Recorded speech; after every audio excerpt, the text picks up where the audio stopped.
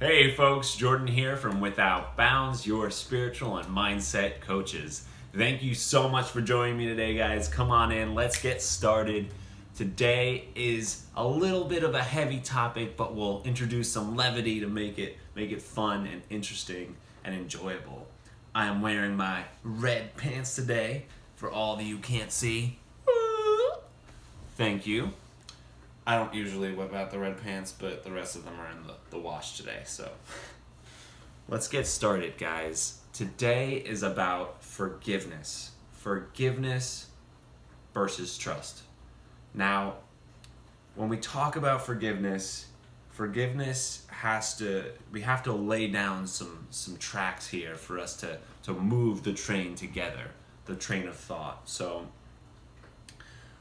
when we talk about forgiveness, I want to talk about forgiveness from a place of what might be considered unconditional or true forgiveness. Now, if you have had a spiritual practice or consider yourself a spiritual person, you may have encountered these ideas from things like Course in Miracles, Disappearance of the Universe, for instance. These are such books that you can check out. They're pretty awesome. I would totally do it.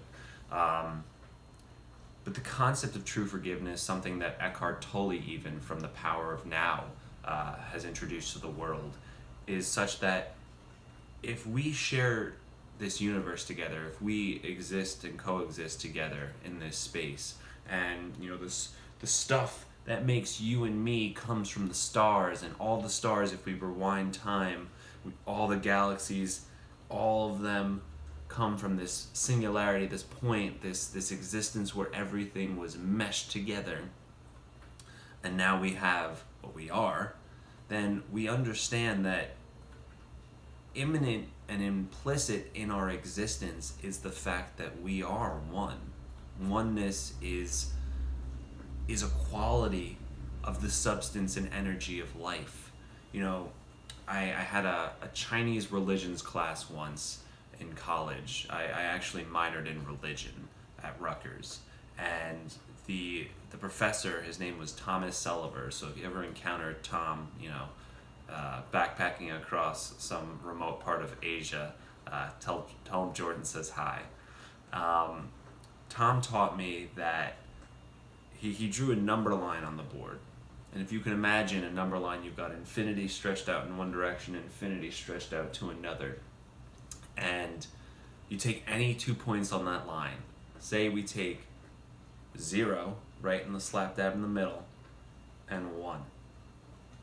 Now, the number line stretched out into infinity in one direction, stretched out into infinity in another, and you've got these 2 points that we've chosen to examine, 1 and 0.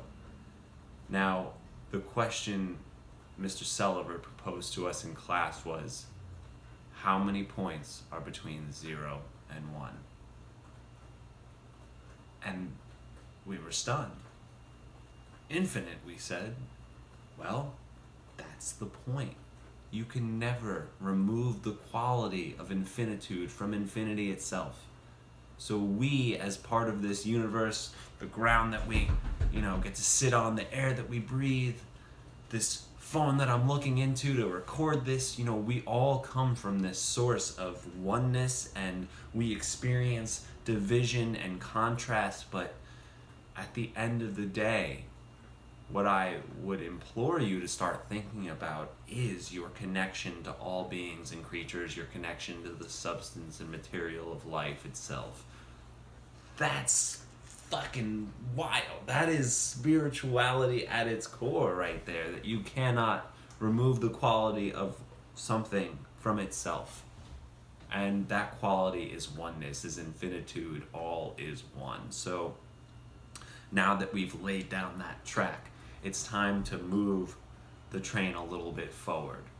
So because we belong to this oneness, we belong to this connection, and that connection can never be taken from you, and it can never be taken from me either. Therefore, when you go through your life, when you live through trauma or fucked up situations where people treat you like garbage, and I mean punch you in the face, tell you you're worthless, and make you feel terrible, This might be your mom, this might be your dad, this might be your siblings, your best friends who you grew up with.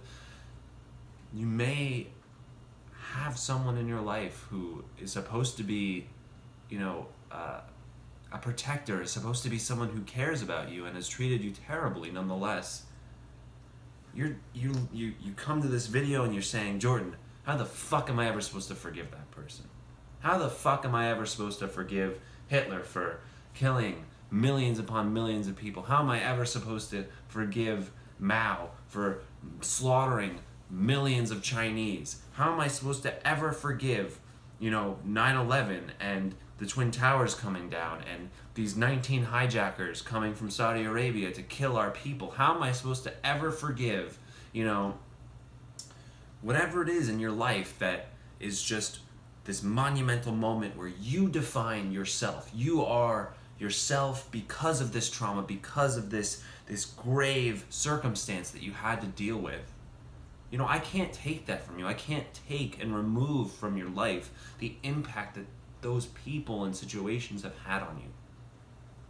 But what I can do is encourage you to bring your heart, bring your mind and your life to a place of